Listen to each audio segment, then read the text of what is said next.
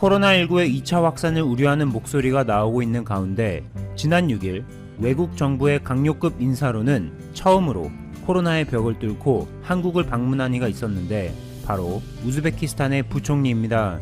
산업통상자원부의 발표에 따르면 성윤모 산업부 장관과 우즈벡의 우무르자코프 투자대외협력 부총리는 지난 6일 서울 신라호텔에서 양자회담을 가졌는데 그동안 코로나19 사태에 함께 맞서는 차원에서 한국에서는 의료 전문가를 지속적으로 파견해 우즈베키스탄의 취약한 의료체계를 개선하면서 동시에 진단키트를 비롯해 많은 의료용품을 지원하고 우즈베키스탄에서는 한국 기업인을 대상으로 예외적 입국을 허용하며 격리를 면제해주는 등 양국이 쌓은 두터운 신뢰를 기반으로 협력 사업을 논의하고자 이번 한 우즈벡 양자회담이 열린 것입니다.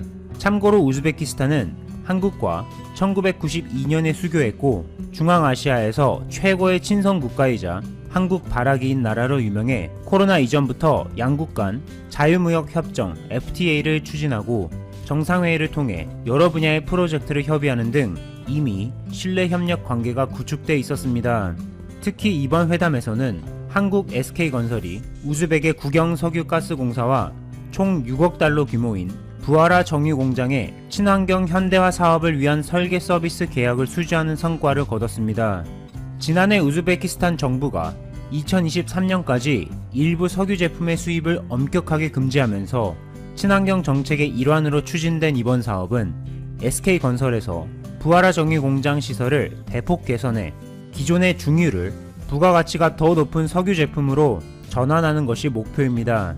이렇게 우즈베키스탄이 한국과 손을 잡기 위해 코로나를 뚫고라도 한국을 방문하는 것처럼 일본과 손잡았던 베트남 역시 한국의 협력을 얻고자 베트남 총리실까지 팔을 걷고 나서 화제를 모으고 있습니다.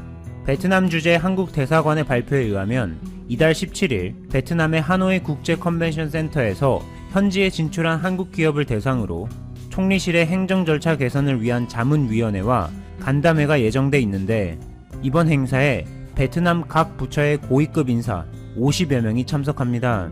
앞서 지난달 30일에는 코로나19 사태 이후 첫 대규모 투자 상담회로 Meet Korea 2020 행사를 하노이 외교부 청사에서 개최했는데 현지 한국 기업 임직원 300여 명을 초청하고 베트남 측에서는 외교부, 투자계획부, 문화체육관광부, 산업통상부 등의 고위 관계자와 총리실 경제자문단을 비롯해 63개 지방정부 고위급 대표단 500여 명이 총동원해 한국 기업의 투자를 유치하는 데 모든 것을 걸었습니다. 일본과 손잡았던 베트남이 왜 한국 기업의 투자를 유치하기 위해서 고위급 강요들이 총출동하는 등 온갖 정성을 다하는 걸까요? 한국은 원래 베트남에 투자를 가장 많이 하는 국가로 꼽혀왔는데 그 대표적인 사례로 한국 삼성의 투자를 들 수 있습니다. 올해 1월 삼성은 베트남 하노이에 총 2억 2천만 달러의 투자금을 들여 5G, 인공지능, 빅데이터 등의 연구 개발을 위한 R&D 센터를 짓기 시작했는데 동남아시아에서는 최대 규모의 센터죠. 뿐만 아니라 베트남 현지에서 16만여 명에게 일자리를 창출하는 삼성은 베트남 투자를 기존의 1174억 달러에서 2천억 달러로 대폭 확대하는 것을 검토 중인데 베트남의 부엉딘 후의 경제부총리의 경우 심지어 한국 기업 삼성에게 베트남 기업의 글로벌 진출을 도와달라고 부탁까지 할 정도입니다.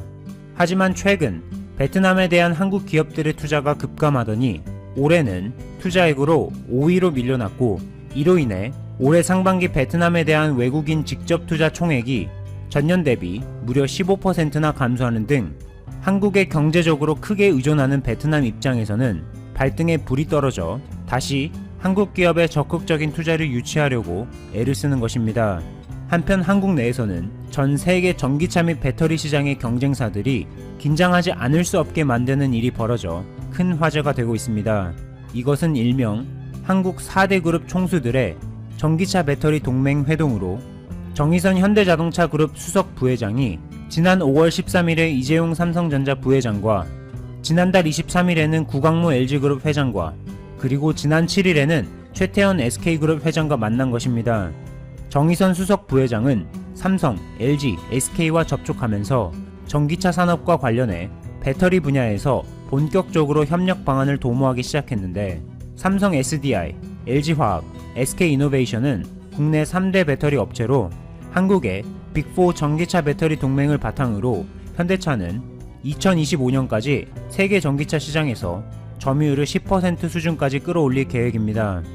참고로 2019년 기준 세계 전기차 시장에서 점유율 1위는 17%의 테슬라이고 그 뒤로 2위는 10%의 BYD가 있고 현대차와 기아차는 각각 3%와 2%로 9위와 11위에 이 둘을 합치면 5%로 6위입니다. 정수석 부회장은 이번 협력을 발판 삼아 세계 전기차 시장 점유율 1위 테슬라와 한번 제대로 붙어보기 위해 그 무대를 마련하려는 것이죠. 한국 4대 기업의 동맹이 전 세계 경쟁사들에게 얼마나 위협적일지는 따로 말하지 않아도 분명한데 잠깐 살펴보면 삼성과 SK하이닉스가 이끄는 한국의 SSD 수출의 경우 올해 1분기에만 23억 7,497만 달러, 하나로 약 2조 8천억 원을 기록하면서 대만을 제치고 세계 1위 자리에 올랐는데 부품을 수입해 조립해서 SSD를 수출하는 대만의 경우 이미 가동률이 100%에 가까워 앞으로 큰 성장을 기대하기 어렵죠. 하지만 그동안 과감한 투자를 해온 삼성전자와 SK하이닉스는 직접 낸드 플래시를 생산하기 때문에 공급 여력을 지속적으로 늘려가면 대만과의 격차는 앞으로 더 커질 것으로 기대되는 부분입니다. 뿐만 아니라 삼성전자는 코로나19 사태 속에서도 올해 2분기에 8조 원대의 영업이익을 거두는 어닝 서프라이즈를 기록했습니다. 이처럼 미래 유망 산업에 과감하게 투자하며 전 세계에 미치는 영향력을 키우고 있는 대한민국에 앞서 언급한 우즈베키스탄과 베트남 외에도 한국을 크게 지지하는 나라가 있어 화제입니다. 독일어, 프랑스어, 이탈리아어, 로망슈어 등 다양한 언어를 사용하고 총 인구 856만 명으로 KBS 슈퍼맨이 돌아왔다 예능 프로그램에서 한때 엄청난 인기를 받았던 건나블리, 나은이와 건우 남매, 어머니의 나라로도 유명한 바로 그곳 스위스입니다. 여러분들도 잘 아시다시피 스위스 하면 앞에 많은 수식어들이 붙는데 미국의 순위 조사 전문 매체 US News and World Report에서 전 세계 2만여 명을 대상으로 2020 최고의 국가들이라는 주제로 설문조사를 실시한 결과 4년 연속으로 스위스가 1위를 차지했습니다. 참고로 한국의 경우 지난해보다 2단계 상승해 20위에 올랐는데 평가 기준에는 삶의 질, 국력, 기업 개방성, 문화유산 등 다양합니다. 또한 스위스는 혁신 분야에서도 세계 1위를 기록하고 있는데 글로벌 투자은행인 크레딧 스위스의 보고서에 따르면 연간 약 4만 개의 기업이 창업하고 그중 82%가 1인 기업으로 나타났고 약 3.5%는 종업원 수가 10명 이상으로 3년 연속 20% 이상의 높은 성장률을 보여 고성장 기업으로 성장하는 스위스의 현 실정입니다. 이러한 스위스가 최근 한국과 손을 잡아 화제가 되고 있는데 이는 현대자동차가 세계 최초로 양산하기 시작한 수소전기 대형 트럭 엑시언트의 첫 수출 고객이 바로 스위스가 된 것입니다. 그동안 세계 주요 자동차 제조사들이 수소전기 대형 트럭의 프로토타입이나 전시형 콘셉트카를 선보인 적은 있었지만 이처럼 일반 고객 판매용으로 양산 체제를 갖춘 것은 현대차가 세계 최초죠. 이번 엑시언트 모델은 34톤급 대형 트럭으로 2개의 수소연료 전지로 구성된 190kW급의 수소연료 전지 시스템이 탑재되어 있고 수소 충전 시간은 8분에서 20분가량 소요되고 1회 충전 시 약 400km를 주행합니다. 현대차는 2025년까지 스위스에 단계적으로 총 1600대를 공급할 예정이고 이를 시작으로 앞으로 독일, 네덜란드, 오스트리아, 노르웨이 등의 유럽 전역과 북미 지역에도 진출할 계획입니다.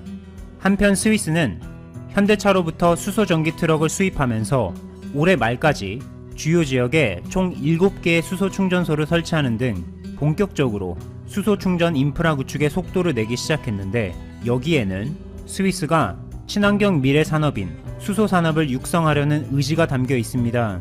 이러한 움직임은 스위스의 대표적인 다국적 기업 ABB 그룹에서도 찾아볼 수 있는데 ABB 그룹은 전력, 자동화 기술, 로봇공학 등이 주력 산업인 글로벌 엔지니어링 기업으로 최근 세계 시장 점유율 1위였던 송배전 사업 부문을 일본의 전기전자기기 분야 최대의 제조업체인 히타치 제작소에 8조 원대로 매각해 세간의 이목을 끌고 있습니다. 세계 시장 점유율 1위인 사업 부문을 타 기업에 매각하기란 말처럼 쉽지 않은데 ABB 그룹 측은 이번 송배전 사업을 매각한 이유로 산업 자동화, 모션, 로봇 등 앞으로 더 유망한 미래 산업에 집중하기 위함이라고 밝히며 당장 눈앞의 작은 이익보다는 장기적인 측면에서 선택과 집중의 전략으로 큰 그림을 그리고 있는 것입니다. 앞서 언급한 현대차의 수소전기 대형 트럭을 발빠르게 수입하며 수소 충전 인프라를 구축하는 것 역시 같은 맥락으로 볼 수 있는데, 정리해보면 스위스는 현재 큰 그림을 그리며 한국과 손을 잡은 것이죠. 참고로 세계 전기차 충전소 시장에서 1위도 스위스 ABB 그룹입니다. 한국과 스위스는 기업 간의 협력 외에 정부 간의 소통도 활발한데, 지난달 26일 문재인 대통령은 시모네타 존마르가 스위스 대통령과 전화통화를 했는데, 이번 정상통화에서 존마르가 스위스 대통령은 한국 정부의 코로나19 사태 대응에서 많은 것을 배우고 있고, 코로나19 백신과 치료제가 개발되면 전 인류를 위한 공공재로 모든 나라가 공정한 접근권을 가져야 한다는 한국의 입장에 스위스도 완전히 동의한다.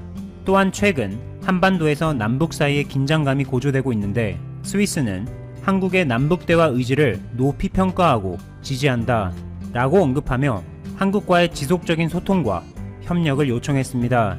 스위스는 비록 인구는 900만 명도 안 되지만 금융산업의 UBS, 크레딧 스위스, 손목시계로 유명한 오메가, 태그호이어, 롤렉스, 티소, 스와치, 그리고 앞서 언급한 전기전자의 ABB, 네스카페로 유명한 네슬레, 키보드 및 마우스 제조회사 로지텍, 타미플루로 유명한 로슈, 글리백으로 유명한 노바티스 등의 제약산업 등 강세를 보이는 분야가 다양한 초강소국인데, 최근 100년 전통의 스위스 내추럴 뷰티 브랜드 벨레다에서 처음으로 한국 모델을 발탁해 화제입니다. 벨레다 첫 한국 모델의 주인공은 화제의 드라마 부부의 세계를 통해 이름을 널리 알린 한소희로, 벨레다 브랜드의 대표 제품 중 하나는 배우 한소희가 몸매 관리를 위해 즐겨 쓴다고 알려지자 여름을 앞두고 한때 품절 대란이 일어났을 정도로 인기가 뜨겁습니다. 이번 영상을 마치면서 최근 일본 매체 아사히 신문에서는 한국의 방탄소년단은 기존 음악계의 상식을 뒤집는 혁명을 일으키고 있다며, 해외 가수로는 1984년 미국의 마이클 잭슨에 이어 36년 만에 일본 오리콘 차트에서 상반기 랭킹 1위를 달성한 BTS에 대해 극찬하는 기사를 비중 있게 다뤄 큰 화제를 모으고 있습니다. 특히 BTS의 노래 Boy With Love 혹은 작은 것들을 위한 시는 전 세계 역사상 24시간 동안 가장 많이 시청한 뮤직비디오로 기네스북에까지 올랐는데, 이를 두고 BTS를 미국 매체 CNN에서는 세계 최대 보이밴드, 영국 매체 BBC의 경우 21세기의 비틀즈라고 평가하며 극찬을 아끼지 않았습니다.